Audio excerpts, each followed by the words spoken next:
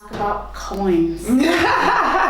Welcome back to another episode of VIVA podcast. You are sitting here with the lovely Bonnie and Cassianne. Yes. And so, talking about all things money. Money. Yeah.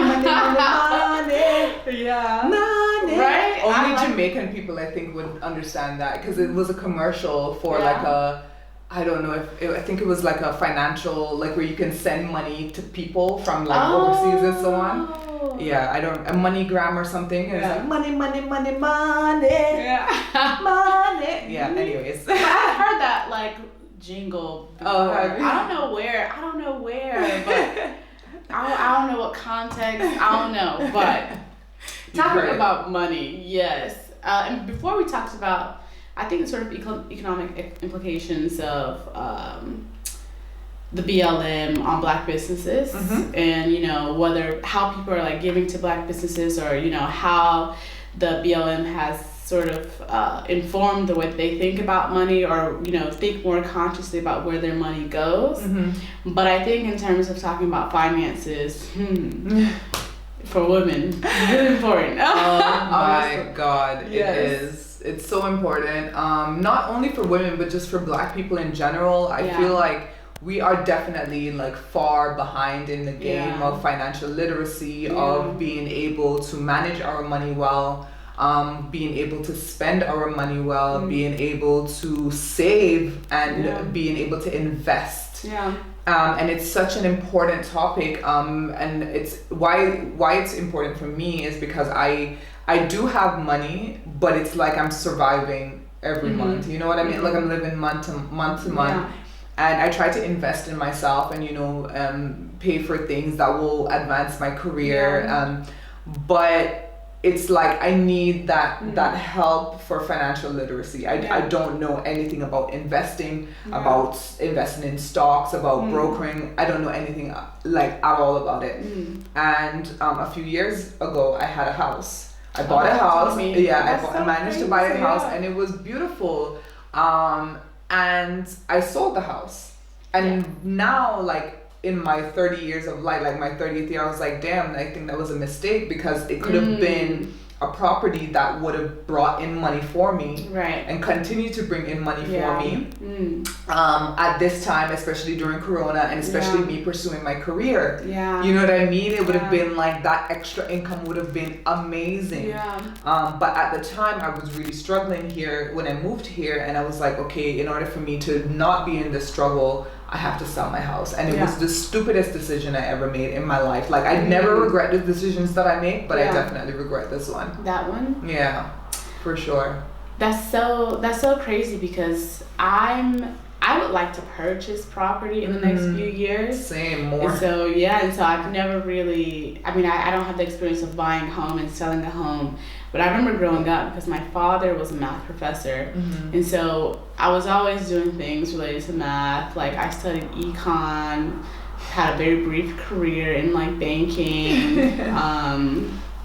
and was always very, there's a difference between being like financially literate and completely mismanaging your money. Because I know all these things about how to manage money, and but when I look back at my sort of like financial history, I've made a lot of reckless decisions. I'm still making reckless decisions to this day. Like, I'm not even trying to put on a face or pretend. And I know that I'm doing it, but I justify that by saying, you know what, well, I need this and I need that. And it's like, but it'll pay off at the end of the day, which I hope that it will. But it's like, okay, how do I keep myself from, for example, putting my account in minus? You know what I mean? And then for my paycheck to replenish that, and then it goes in minus again. And then, you know what I mean? Like, how do I keep that from happening, kind of thing? Exactly.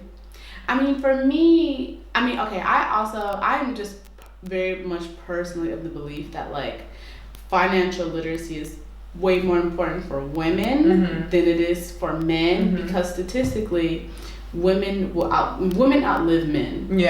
And so this basically means that a woman needs to start saving earlier and thinking about retirement or a pension and how to invest her money much sooner than a man, because he's going to die and depending on how he really has his life, assets and like finances set up, either you're going to be the sole beneficiary of that estate, for lack of like better term, or it's going to go somewhere else. And so for me, very early on, one of the first things I did before I even started making like serious dough,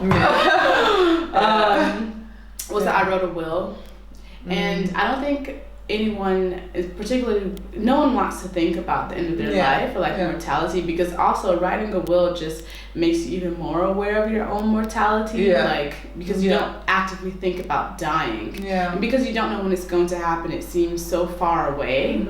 And so one of the first things I did was write a sort of living will, and even though I didn't have assets at the time, it sort of covers future assets that you will have, things that are in your name, your liquid assets, what to do with different fund money that's in your different accounts, life insurance, so it can in a lot of ways override life insurance policies if anything were to happen to you. And I feel like for me, creating a will now that I can also alter, that I know where it is, and that at least one other person knows where it is really important, because I see it as it's a different type of insurance. Because it can get real messy when people die, and the state that you're in or country that you're in doesn't know what to do with your money. Like, it gets messy. Like, when my father passed, there were so many things that we had to like sift through because he didn't have a will. And I remember I was just like, oh my God, like, okay, this is something I need to get on. I don't want to wait until I'm like 70 to do that. Starting a will. Because that's so commendable. Like, I really admire you for doing that, for taking that step. No, really, because it's a way to also take your future in your own hands. You know what I mean? That's you really don't want girl. I'm gonna write a will today. You should, and like have it legalized depending on where you live. Like whether it's gonna be in Cayman Islands, whether it's gonna be in Jamaica or Germany. Like because when shit hits the fan, like it's crazy how much documents and different things you have to sift through, especially when someone in your family dies and things are passed on to you. It's just like, okay, well, what do you do with that? So, I think a part of or I think it's especially important for women too, just because listen, you may love your man, but my prenup's gonna say what's mine, what's yours is also mine, till death do us part. So like what's yours is also mine. I love it. That's why it's even more important, I think. Like the next Bonnie shirt, what's mine is mine, what's yours is also mine. My prenup, like that's my prenup. Like we are getting merchandise for you. I swear to God, the first one is I don't do that. No, I don't do that. I don't do it. I don't do it. Also, I'm not doing it. Like, I'm not. And like my prenup, what's mine is mine, and what's yours is also mine. Right. Like, in the event anything were to happen, because we talk about all these other insurances, that people should have, like your car insurance and your life insurance and your health insurance. But what about other assets that you have while you're still alive, and what's going to happen to those things when you die? Because I would be damned if the fucking U.S. is out here fucking up my shit, like after I die, like like not passing on to my family or sort of keeping it within the state itself. Like I'm not doing it. I'm not doing it. I think that's a really big fear of mine, because like it can get messy. I feel like I was going back to the point as I was saying, is like one of the reasons why I think Black women and Black men, but more so Black women, are just not financially literate, or just not there in terms of financial literacy, is due to the multitudes of paperwork that you have to do all the time. Like I think it's very tasking to get a lawyer, to get these paperwork. And expensive, exactly. Like you kind of put it hand in hand with the mental health stigma that's within the Black community. Like people don't get help because it's too expensive to pay for a psychologist. So it's like, okay, how do we as a community, or how can we, because we can talk about the issue till thy kingdom For come. sure, yeah. But how can we as a community ensure that we are providing the education and the knowledge for, you know, Black women and Black men to get that education on financial literacy, to be able to say, okay, these are the things that I need to know about taxes. Yeah. These are the things I need to know about wills, about life insurance, that they're more important than freaking buying a car and getting car insurance, because if the car gets hit, it lives. If you die and then you don't exist, and what happens to your family? Like, you know, how can we as a community, like, what can we do, or what do you think we can do as a community to be able to kind of bring this knowledge to Black people? You know what I mean? Like, I've seen like they have some Facebook groups and stuff where they're Black women who talk about financial literacy and so on and so forth, and they offer their service, but again, it's expensive. Yeah. So like, and that's one thing for me as well. Like, you know, and you know, now that I'm saying it out loud, I'm like, and I can call myself out on BS. Hey. Honestly, I really can. You know, you're the only person that's even qualified to. Like, exactly. So, I can really call myself out on bullshit, because at the end of the day, I'm sitting here going, okay, I can spend my money on all these other things, but I don't want to spend my money on getting the financial education. Yeah. You know what I mean? Like, it's really, like, as I'm asking the question, I'm really answering it my damn self. But from your opinion or your point of view, like, what do you think that we could do more of in our community to kind of help each other to be financially literate? You know, I don't know. I mean, I'm not a financial expert. I do have some I flirted with investment banking a little bit. So I know a little bit about some stuff. Yeah. But I think for women in particular, and I try to do this, and I don't think I do this often enough, is that I like to perform like financial audits like every 6 months to a year. And I think a lot of people do this when they like get their taxes, or they're like doing their taxes and they're looking at, you know, their income and how much the government took and all these deductions and But I think it's more important to do it every 6 months or at least once or twice a year. And when I say like an audit, I mean like a super heavy, like looking at even if you don't establish a monthly budget, I think doing an audit in which you look at everything that has happened in your account in the last 6 months. So looking at all of your monthly bank statements and seeing where your money is going, you know, what is happening to it. Like, trying to give yourself an overall picture. Yeah. And I feel like it's good to do that at least once or twice a year, because even if you don't budget, which I do think most people should do, and I don't budget all the time also, because, you know, when I come into contact with a lot of stacks, you know, I'm even like, what do I do? You know what I mean? Like, you know, like, I'm just like, all right, I need to like chill out and not sort of go and like spend all this money. Yeah. But I have found that when I do these, like, at least an audit every 6 months, and I look at like what's been going on, like where I've been, what I'm eating, what I'm doing, it makes me, I guess, sort of in a way guilts me into spending better and making wiser decisions. And so I feel like if you could do that twice a year, maybe if not, I mean, obviously, like, the more the better, then it'll just give you a clear idea. But I also think for women, and for women in particular, I keep emphasizing women. I think it's just because I'm like very hardcore, like all women, like I want to see women like winning. Pussy. Dead ass, because like like statistically women outlive men. Yeah. And like, for example, I'll use a personal example. So my mother is a widow now, and before, in our household, my father controlled all of the household expenses. So even while she was working, he was sort of, in a lot of ways, dictating how she spent her money, et cetera, et cetera. Now, this could go both ways. Like, fortunately, he wasn't like out here trying to scam my mother, you know what I mean? And he, you know, had a very strong quant background as like a math professor. He understands numbers and he wouldn't do anything. But now that, because she's been so, in some ways, unaccustomed to dealing with the figures herself, now in old age, it's really hard for her, I think, to sort of look at snapshots of her finances and, you know, sort of say, hey, what am I, like, what's happening to my money? Because previously my husband always sort of handled these things. And I think in terms of, I think for women, and one thing that I think my father really helped her do was sort of to have ownership of her things.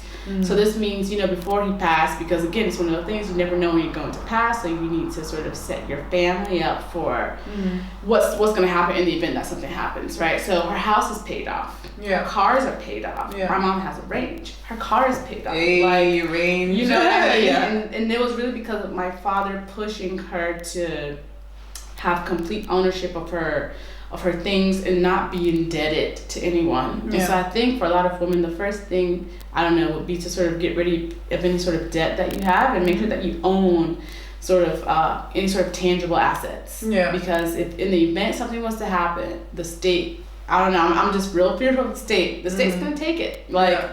And especially if you don't have a will, right? They're gonna be like, well, actually, because you haven't listed a next of kin, this is actually ours. Yeah. And so I would say get rid of any sort of debts that you have and make sure that anything that's in your name, whether it's a house, a car, business, whatever, is paid for in full. Yeah. So in the event that my mother, you know, I don't know, God forbid, she don't pay her taxes, the IRS can come after her and take away her car or her house. Yeah. Because it's paid for, it's in her name. And I think another thing is, I think people have very strange ideas of what investment means. Yeah. Or even like what it is. Yeah. Because I feel like people get so triggered when they see terms like stocks and bonds and they're just like, what is that? Exactly. You know what I mean? Yeah, it is. It's really intimidating. And and I tried to like invest and like I tried to start using like this app to do investments and so on. I made like $1. Yeah.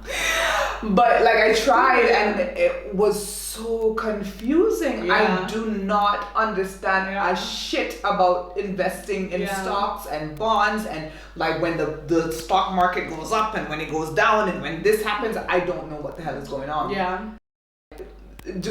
So this is basically what I was asking then, like, should we maybe somehow try to figure out, like, not we as in you and me, but we as in a whole community try to figure out, okay, we realize that there is a kind of disparity in the Black community, in Black women not being able to understand these terms, not being able to invest their money, not being able to set their lives up on the livelihoods of their children and then their children's children, like basically building generational wealth that we have seen white people do time and time again because of the head start in life that they've been afforded and because of the privilege that the system affords them. Do you think that it would be something feasible that the community could get together for maybe people who are educated on the topic of stocks and bonds and investments and so on to give free webinars, seminars, free courses on how to understand these things, maybe help the people like honest, trustworthy people, because there are people who take people's money and just do whatever they want with it and then leave the other people in shit, but trustworthy, honest people that can do these things to help us, and then at the end of the day we kind of like say, okay, you know what, hey, we're gonna donate this amount of money to you once we get something out of it. So I invest in Apple and I get $100,000, I'm gonna give you 50,000 of my money because you helped me to understand and we gonna be on equal level. Like, is this not something that we can do? Like, I don't know why like we're not doing this. Because I feel like I feel like there's just in general a taboo talking about money. Like you say the word money, niggas get triggered. They do. Listen, even in relationships too. Like you can, like it's such a heavy topic. Like even in my relationship that I think is beautiful, when we talk about money, it gets heated. Yeah. And I don't understand why. People, I mean, and I personally feel like, I don't know, the values that we attribute to money for each person are different. So I feel like depending on what values you attribute to money, what values you give money, you view it differently. And it can either like trigger the fuck out of you or make you feel a lot of ways very empowered in your decision making. And this isn't to say like I don't spend frivolously, even though I see money as just, it just gives you options. Like, I wouldn't be in Berlin if it wasn't for money. Like, I wouldn't be able to stay if it wasn't for money. Like, that's just what it is. But I feel like in a lot of Black communities, saying the word money and finances, because they're all these big terms that we don't necessarily have access to, it just really scares us into furthering these conversations. On top of also literally having like black, you know, tax accountants, whatever, like straight up robbing black folks. Yeah. So exactly. It's like, it's a whole bunch of things. But I think, I don't know, like, I mean, I think we, black people in different diasporic communities around the world don't understand the sort of like, the way money is sort of like stimulated in these economies. Like, you know, there's a part of Paris. Maybe you went there, Chateau Rouge, like I don't Chateau remember. d'Eau, like it's like near Gare du Nord, the train station. Yeah. So around that area in Paris, there are like lots of, for example, Ivorian, Senegalese, lots of people from like Francophone African countries. Yeah. And there's a misconception that because these areas or these communities of black people are like run down, they look poverty stricken, which is another conversation, because it's like, what is that? Yeah, exactly. What does that mean? But actually in these communities, the way money circulates in this economy and this sort of micro economy within the city of Paris alone is like much more valuable than people would think, because they keep it within the community. And that's what is important. That's what's happening. But that's not being replicated in other places. Definitely not in Berlin. Nope. But and it's also women who are sort of helping to sort of circulate this money in these economies, because they have the businesses. They're the ones deciding what happens to like how households like spend their money generally. But I think the most important thing is, and these are two things that I guess my father always told me, like, pay off all your debts. Yeah. And have multiple savings accounts. Yeah. And I didn't really know what that meant until I like studied econ and then like, you know, did the thing in New York where I was just like, all right, so I'm sort of needing to understand what types of account, because there are accounts that generate money for you. And I think even at its most basic level, for some reason a lot of black people, even a lot of women in particular, just don't know that. Yeah. Or just sort of let money sit, for example, in like a commercial bank, not generating any interest. What? Yeah. You know what I mean? Like and this is like 7 years ago or something when I discovered, all right, so, you know, these are the different types of like savings accounts I can have in addition to like a commercial savings account that has a certain amount of interest rate that generates money. And can you explain like, I mean, just like basically, like, can you explain the different types of savings accounts? Because I just thought a savings account was a savings account and that was that. Like, you know, but there are different types of savings accounts. See, I never knew this, like, and I'm 30 years old. So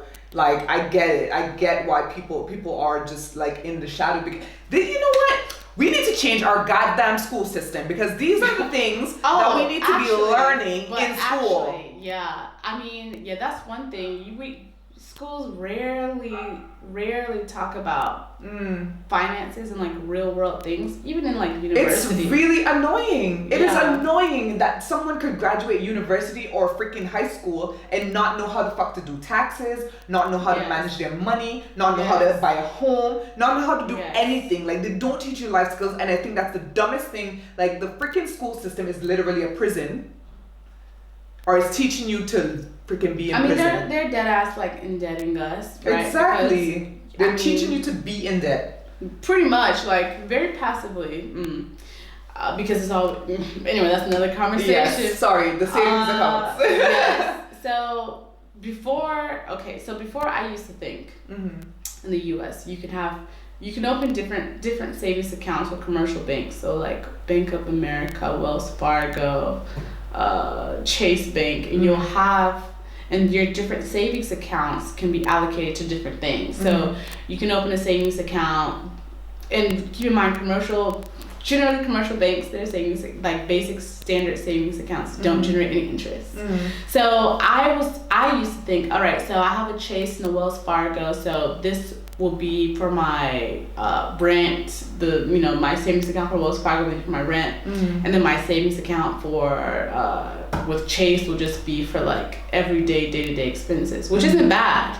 But again, we were not taught to make our money work for us, right? Yeah. So after, you know, studying and like working in finance, whatever, for a few years, one of the first things I did when I started my like big girl job was open a Goldman Sachs mutual funds account. You know, basically, this is a savings account that has a certain amount of interest and you can't touch it. Which is to say, you're not giving a debit card for it. Yeah. You can only sort of transfer funds digitally to one of your other primary bank accounts with a commercial bank that has a card.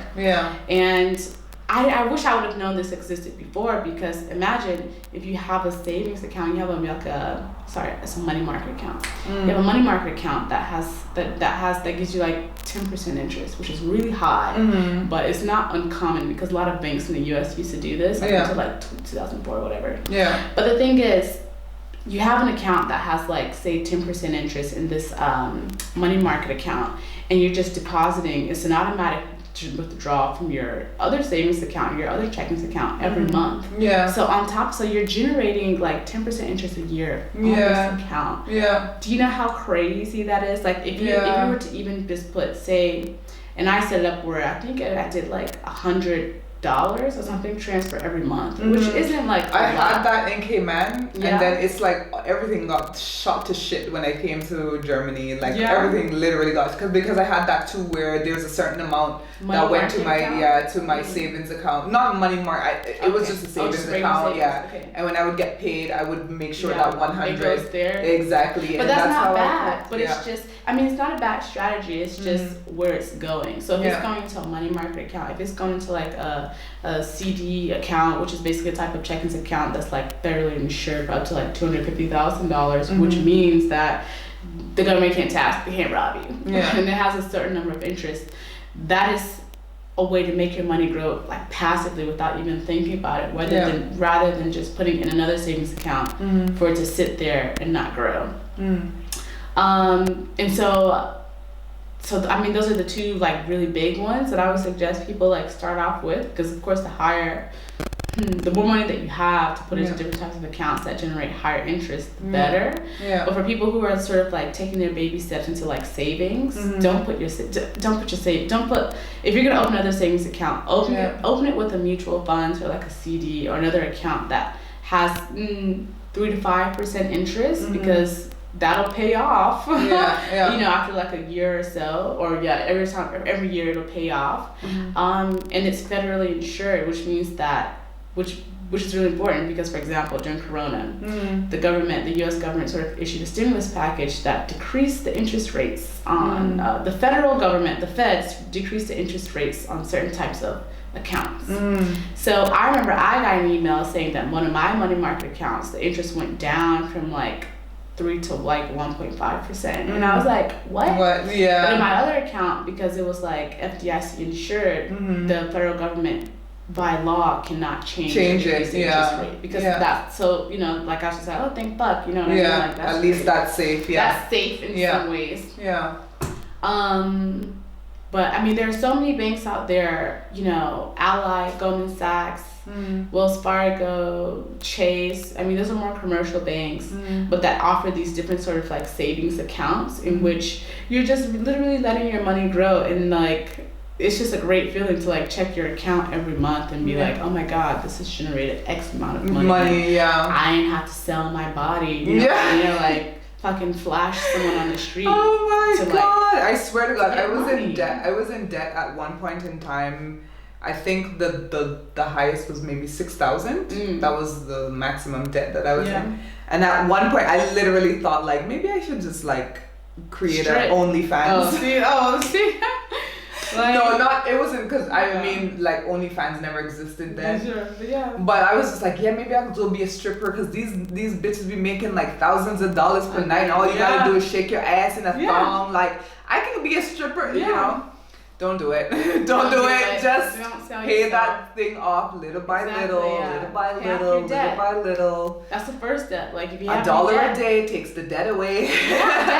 Like, if you have any debt, like. Because if you have debt now, then you're always being debt. So. I think we have come to the end of this episode about financial literacy. You can find the full video, the full audio, because it's longer than this video. So you can find the full audio in the description box below. There's be a direct link to our podcast, and you can hear the kind of ins and outs and outtakes and whatever else from that. And don't forget to like, subscribe, and share if you care. Yeah, sharing is caring, bitches. Yes, it is. So thank you for joining us again on another episode of VIVA. VIVA. Deuces.